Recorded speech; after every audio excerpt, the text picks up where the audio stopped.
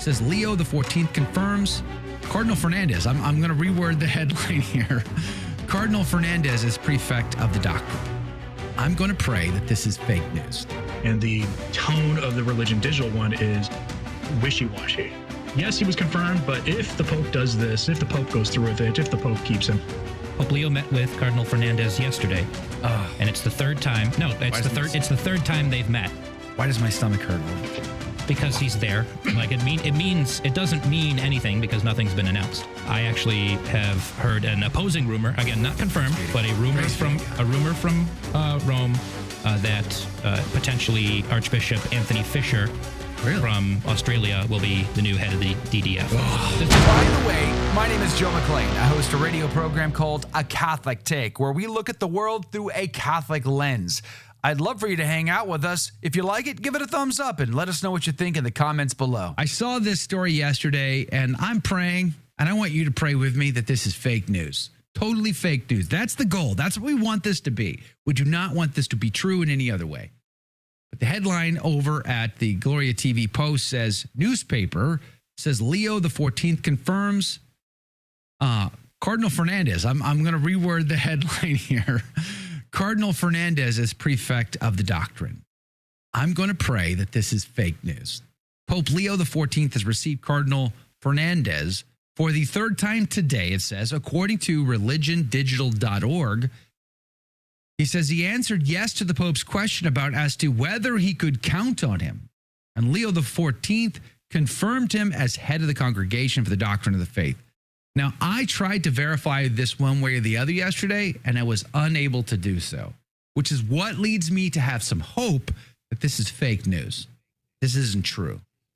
I want to be wrong. So Dr. Stein I want to be on right now. And for the record, I just want to step in here because not only is this only sourced from one Spanish language progressive blog, but I actually have heard an opposing rumor, again not confirmed, but a rumor from Rome that potentially Archbishop Anthony Fisher from Australia will be the new head of the DDF. So this is two conflicting rumors. I don't know who Fisher is, but I take him over Fernández every day and twice. Yeah, basically we don't know, and as Warate Cheli says, basically no one knows anything. So beware of any speculation and don't overreact. But we do have Dr. Stein back on. Dr. Stein, welcome to the team. Thanks for having me on. And I reported on that story this morning with the caveat of let's compare these two stories together. The one from Gloria TV, who's usually, despite people hating them, pretty accurate with their reporting, at least the EN news services, compared it to the Religion Digital one. And the tone of the Religion Digital one is wishy-washy. Yes, he was confirmed, but if the Pope does this, if the Pope goes through with it, if the Pope keeps him, yeah, which makes it sound really up in the air. And my whole point was, let's see what happens. We will know by the end of the summer who the appointments are. The Vatican has said as much, but it also wouldn't surprise me if he kept him. But it wouldn't surprise me if he got rid of him. But the Religion Digital article did say one thing that is accurate. Okay. And that is, if he keeps him there or puts him in the charge of the dicastery for the bishops, which if you want to make Fernández Papabile, put him in the dicastery for the bishops, because then he'll be DDF prefect, and the bishop's prefect, means he's had personal experience and theological experience. That's not what you want, and especially since I'm not convinced that Leo will be here for 20 years. I'm not one of those convinced of that. But the that other would be is horrible. That he's got to go, right? Like he has to be there. Retire this guy. If he keeps him there, it looks like he's endorsing Francis's vision for the church and his theology. If he doesn't keep him there, it looks like he's slighting Pope Francis. Right. I don't envy him for that position where he has to be, even though I'm completely fine with him sending him to become the cardinal delegate, maybe the papal nuncio to Antarctica. You know, he could provide mass for the scientists and whatever wildlife is in Antarctica, just far away from Rome. That would be my ideal place for him. Yeah, you don't usually write books with titles like "Heal Me with Your Mouth" as a churchman and keep your job, but apparently he did. Yeah, so Yeah.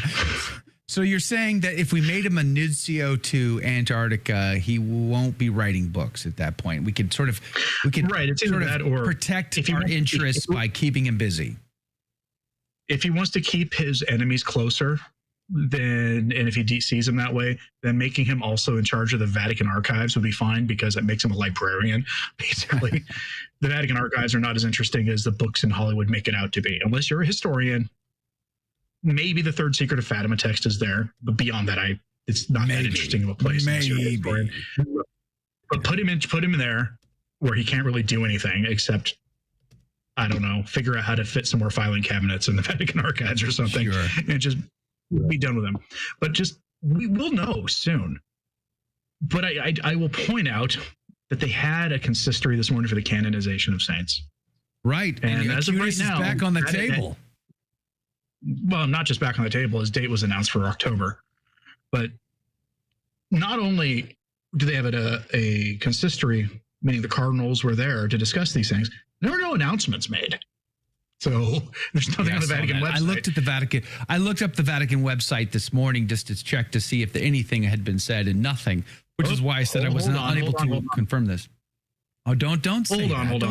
Don't throw me any curveballs. It's too early in the morning. I just refreshed the page of the Vatican bulletin, and it went from just the ordinary public consistory to a whole bunch of other things now. Oh no! Including a notice of press conference. They've got some audience of the President of the Republic of Lebanon, Holy Father for the Ninth World Day of the Poor, and an audience.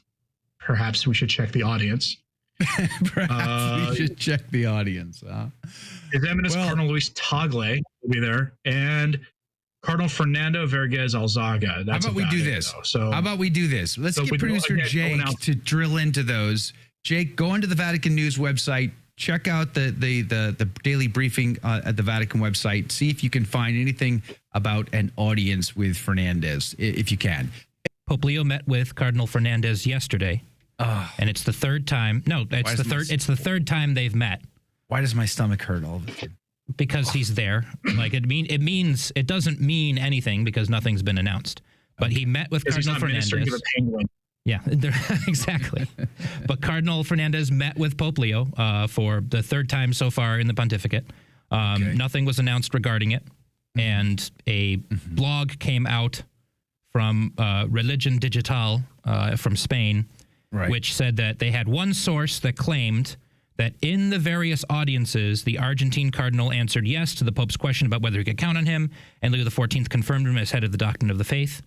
Not only is that just a rumor from alleged sources, we don't know who, but also that just could mean temporarily confirmed, which is what Pope Leo said, did with that announcement. Is you can keep going for now. I haven't made my final decisions yet. So that could what you're even saying mean is it's all over, because the blog continues on to say.